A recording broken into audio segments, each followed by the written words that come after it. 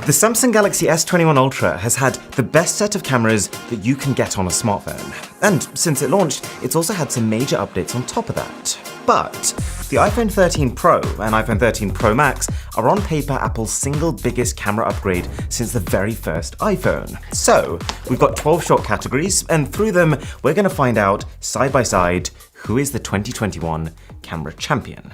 And right off the bat, the iPhone 13s are a bit of a turning point. Because in every single camera test that I've done for like the last 5 years, Apple has always lost points for lack of camera features, software modes, and just fun things to do.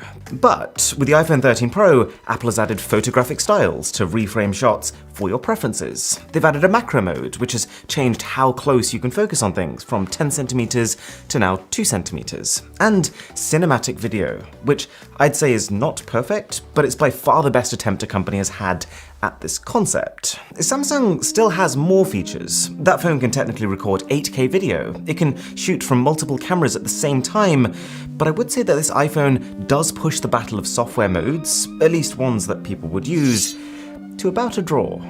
But Samsung does get an early win here in the form of zoom.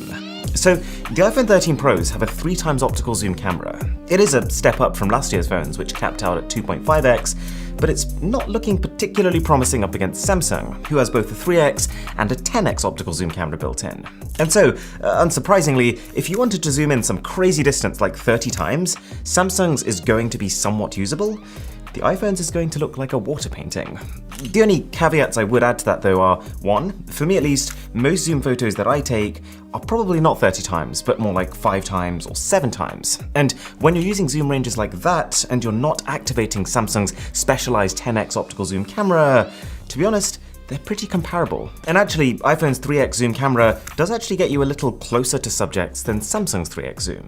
And also too, just the simple fact that for some reason, iPhones seem to be the only phones that can seamlessly switch to their zoom cameras without lagging. So I'd still give this category to Samsung, but only slightly. Oh, and just a reminder, I have literally bought 10 iPhone 13s myself to give away to you. Rules to enter that are in the description below. Now, the other category that I'm just sort of used to handing to Samsung is macro. You bring that phone close to a subject and it'll automatically switch to its ultra-wide camera, which can now focus really close. And not many phones have been able to compete with that till now. With the 13 Pro, Apple has added in the same feature, and it works in an almost suspiciously similar way, but it can get even closer. While Samsung can focus at up to around 3 centimeters away from the subject, the iPhone can do 2 centimeters. You can take really small things and just blow them up to large proportions. I've found this very useful. But more often than not, Samsung's result is a little crisper, and that's just as important. Roughly a draw. But okay, I think it's time we address the Tim Cook in the room. Thank you very much. See, a huge part of the iPhone 13 Pro's selling point specifically centers around the new camera sensors on them and how much more light they can let in versus the last generation. Apple quoted figures of up to 2.2 times better low light performance. 2.2 times. That should be at least 2 generations worth of improvement. So, here's some low light. How's the performance?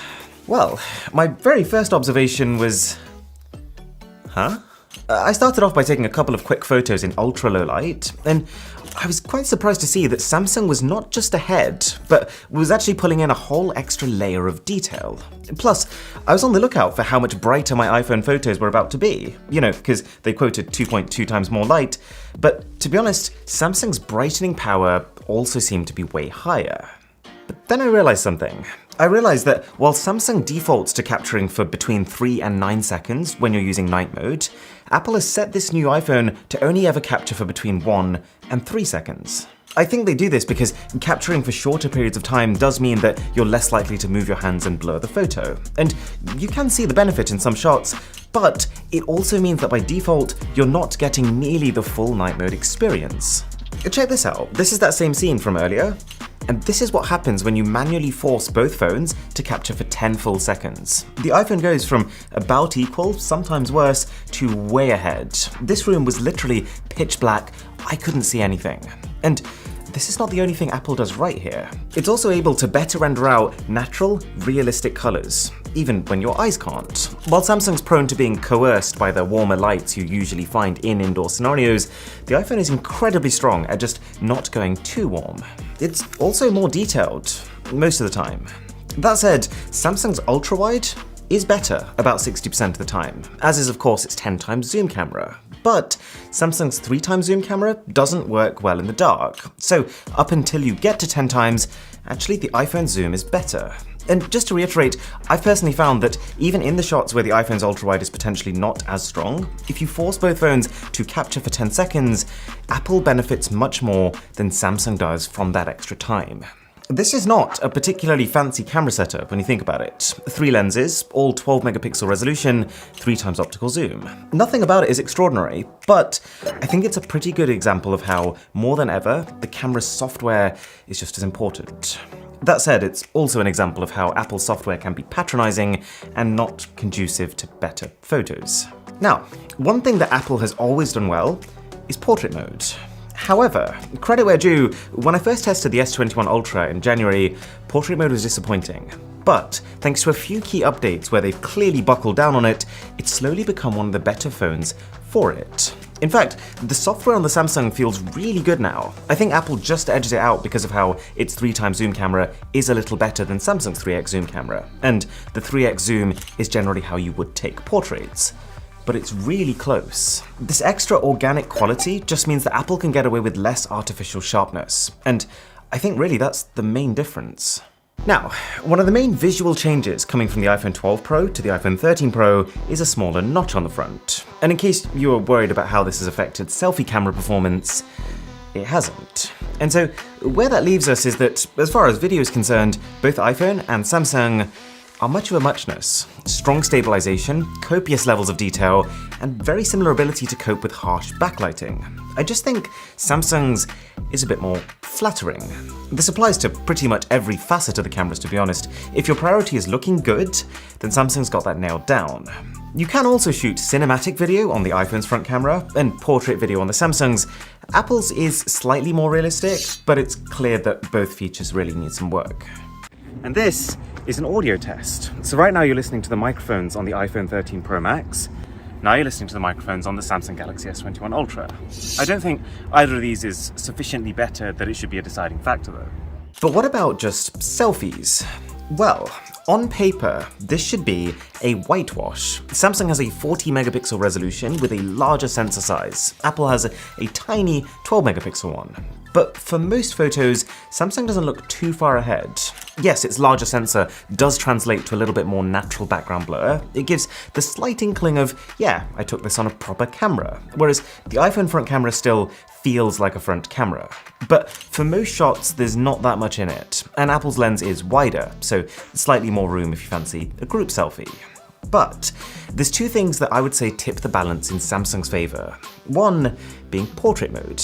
I think more often than not, Samsung selfie portraits are more accurate, with sharper edges. And this really solidifies just how much work Samsung has put into portraits. While they're not quite as good when taken on the rear cameras, the main reason why seems to be just the inferior quality of hardware on the lens being used. But on the front, where Samsung has actually put in the resources to create better hardware than Apple's, the results speak for themselves.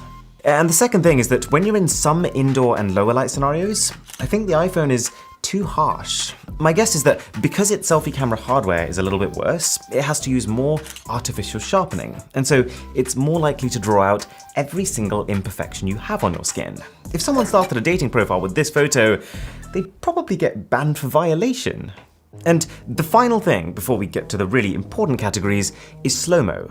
I used to get quite excited about slow-mo and the latest developments in it, but for the last few years, I've just had this distinct feeling that none of these companies care about it anymore. The feature has barely evolved, and we're still in the same position that we were in 2018. Both phones can shoot footage that's 8 times slowed continuously, and the quality is pretty comparable, but then Samsung's can go slower, being able to shoot short bursts of 32 times slowed footage. But the fact that this super slow-mo still looks like this in 2021 It's pretty criminal. Samsung can have this victory, but slow-mo as a category seems to be drifting into irrelevance. You can also take slow-mo on the front of both phones, but I'm yet to find a use for it. Okay, let's talk about photos. General daytime photos. It's a bit of a toss-up. In fact, no, it's a bit of a mess. Like, I wish I could tell you that there was a clear winner here, but honestly, even my preferences change literally every photo. For example, for a straight-up landscape, I prefer the poppy colors and slightly cooler tones of the Samsung. But on a technical level, the iPhone's image is just packed with detail. You can zoom into any part of a daytime iPhone 13 Pro photo, and it is completely noise-free. That's not quite the case on Samsung. But then in challenging lighting, Samsung's aggressive dynamic range is better able to control the bright areas. And this is especially true for the ultra-wide cameras, where the iPhone can end up overexposed. But then, the iPhone's lower contrast is quite often more flattering on faces. If you get closer up to a camera and Samsung realizes that you're a person, then it will brighten your face. But if you're further away, then it will just treat you like a landscape. Or in other words, aggressively. It's starting to sound a bit odd. And then indoors. I do think of the two, the iPhone is more realistic. But there is something to be said about its shots also looking a little clinical and lifeless. But it's really tough to draw a line. Like, this is my cat Milo, and I think this iPhone shot is more representative of the real scene. But if I was going to post one of these photos, it wouldn't be the iPhone's. It makes the cat look really ugly. Sorry, Milo. This new option to choose your photographic style does kind of help. You can adjust the tone and tweak the color temperature, but you still couldn't recreate what Samsung does. Equally though, in these indoor lighting scenarios, the iPhone is slightly more consistent at keeping its focus and minimizing blur from moving animals and people. Slightly. So, for general photography, I'm handing out a draw. However, there is one big category for which the iPhone steamrolls the Samsung. And that's video. iPhone video is brighter, it's more crisp, it's far less prone to noise, and it's also more tonally balanced. To be really honest, I don't know what Samsung's doing here. Like, their video is not bad, but it should be better than this, given that they're the ones with the larger, higher resolution sensor. Part of it is Apple's optimization. Like when they designed their chip to power this phone, it has been built around being able to capture videos in a certain way. And this even applies to ultra-wide video, and even zoomed video, until you go past 10 times, after which the Samsung will of course overtake it. Plus, Samsung's footage also seems to degrade faster when the lighting falls. Like if we go to a somewhat dim room and try to start recording, it is immediately struggling. And then the darker it gets, the more these differences are exaggerated. The only caveat that I would say for the iPhone is that it does still have these annoying little lens flares when you point it directly at bright sources. They had it last year, they didn't fix it. But yeah, for video, the iPhone wins in daylight, it wins in indoor light, it wins in low light. And so if you're one of those people who takes more video than you do photo on your phone, there is no better tool than the iPhone 13 Pro. And the final category before we pick a winner is stabilization. In 98% of cases, you'll probably find them identical. The differences only come when you push them to the extreme. Like you try sprinting, then you will actually feel Samsung's advantage in this field. That lead can also be increased with the use of Samsung's Super Steady mode, but it caps your resolution at 1080p, which honestly, I mean, I've had this S21 Ultra for 7 months now. I've not once used it, because I'd rather have bouncier video than video that's literally a quarter of the quality. But yeah, I feel pretty comfortable handing stabilization to Samsung. So, who won?